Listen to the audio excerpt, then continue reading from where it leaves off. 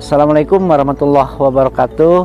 Perkenalkan, nama saya Ulus Firmawan dari kelompok Tani Baby Friends Pambar Group Gapoktan Wargi Panggupai yang beralamat di Kampung Gandok, Desa Suntenjaya, Kecamatan Lembang, Kabupaten Bandung Barat, Jawa Barat. Saya sebagai petani sayuran hortikultura. Di sini ada brokoli, ada tomat, ada bunga kol, ada selada, ada lettuce head, dan yang lainnya. Dulu ya kita itu kan dari SD ya udah mulai belajar bertani dengan orang tua. Nah awalnya sih kita lulus SD itu maunya ke SMP ya, tapi karena kemampuan orang tua mungkin saat itu nggak sanggup, jadi kita malah ke kursus menjahit. Setelah lulus menjahit ya, mendingan bertani aja. Dari situ kita tuh bertani lagi dan jual beli lah. Jadi barang-barang yang orang tua panen kita jualin gitu ya. Sampai-sampai di 93 kita itu udah masuk ke pasar induk Kramat Jati. Nah dari situ karena ya komoditasnya buncis ya dulu itu, buncisnya juga sampai-sampai nomor 1 lah di Kramat Jati itu. Kita itu berangkat jam 6 sore, datang jam 12 malam karena nggak ada tol kan waktu itu ya, masih jalan Subang, tapi konsumen udah nunggu di sana karena kualitas. Nah dari situlah kita percaya gimana sih caranya kita supaya punya produk-produk berkualitas, karena kalau kita produknya berkualitas siapapun itu pasti nunggu. Alhamdulillah salah satunya tip untuk kita bisa nembus pasar, baik itu pasar modern seperti supermarket atau pasar ekspor, ya kita harus menjaga kualitas. Itu yang terutama, kualitas dan kontinuitas, karena pasar-pasar modern itu tidak bisa menerima sayuran yang tidak kontinu dan tidak berkualitas. Jadi gimana caranya kita budidayanya harus menghasilkan produk-produk yang berkualitas. Satu, rendah residu pestisida.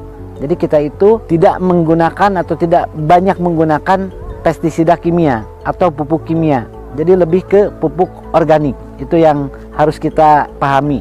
Kenapa? Karena di situ ya persaingan juga sangat ketat, apalagi untuk menembus pasar ekspor. Contoh kalau kita kirim ke Singapura aja, setiap hari itu pasti ada pengecekan residu. Jadi kalau misalnya melebihi ambang batas yang ditentukan oleh orang Singapura, itu langsung di backlist, di pita merah, dan itu tidak bisa dipasarkan. Nah makanya kita harus bikin SOP-nya seperti apa, ya harus mengacu ke SOP.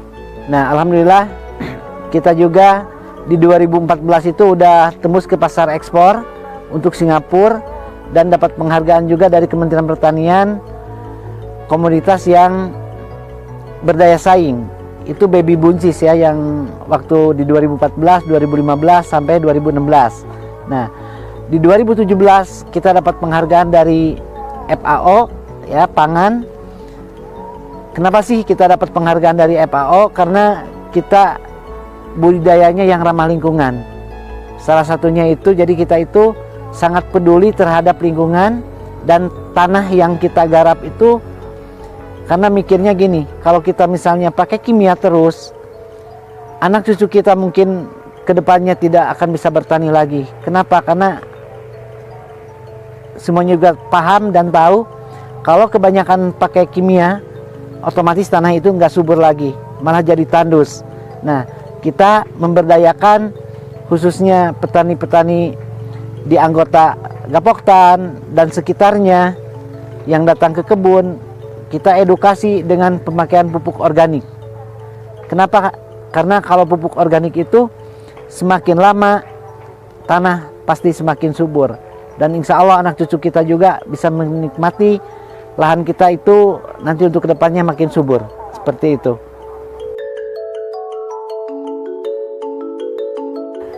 Tip untuk ya pemula ya, kalau kita mau bertani, satu, pastikan dulu pasar. Jadi kita itu harus kerjasama dengan pasar yang sifatnya ya kontrak lah, jadi tidak fluktuatif harga. Contoh kemarin-kemarin kan semuanya petani itu maaf ya, mungkin sekian persennya menangis karena harga turun, karena penyerapan konsumen juga kan, karena pandemik ini jadi kurang. Akhirnya tomat kan di bawah 1000, brokoli juga cuma 1000, bunga kol di bawah 1000, sawi putih di bawah 1000. Nah tapi dengan adanya kita kerjasama dengan gudang-gudang yang isi ke supermarket, alhamdulillah harga itu masih relatif aman ya. Makanya salah satunya kita kalau mau berusaha tani, satu, kerjasama dulu dengan pasar.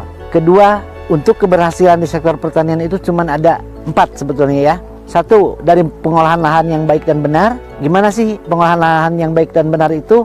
Penyangkulannya itu harus benar gembur gitu ya. Karena akar itu, tanah itu jangan tandus lah, harus gembur. Nah kedua, pupuk kompos. Pupuk kompos itu harus yang benar-benar yang udah matang. Nah terus yang ketiga itu benih sesuai dengan permintaan pasar. Jadi kalau misalnya pasar supermarket mintanya tomat yang lonjong, ya kita tanam yang lonjong, jangan yang bulat. Seperti itu. Atau misal ada brokoli kan, brokoli jenis bejo, ya kita tanam yang bejo gitu. Jadi sesuai dengan permintaan pasar. Dan yang keempatnya yaitu kita pasar yang jelas, pasar yang udah bisa kontrak. Insya Allah dengan adanya 4 ini, insya Allah itu petani maju.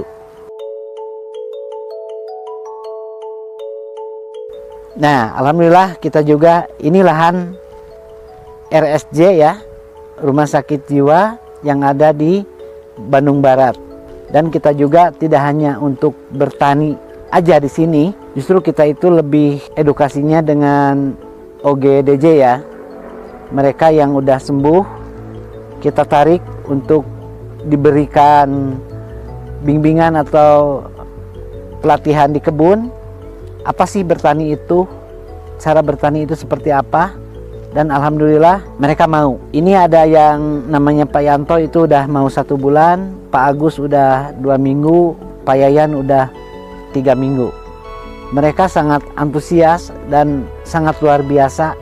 Mula-mula dia itu datang ke kebun dengan ya darah dinginnya gitu kan, tapi sekarang udah sangat luar biasa.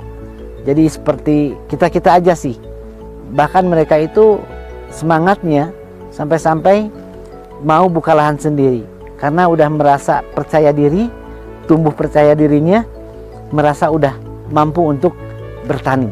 Seperti itu alhamdulillah.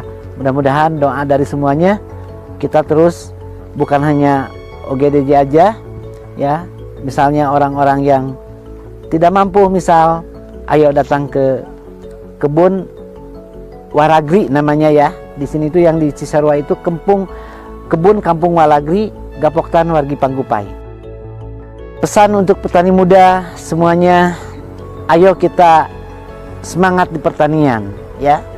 Jadi jangan mikirnya gini, ngapain sih jadi petani? Itu kotor, dekil atau gimana ya.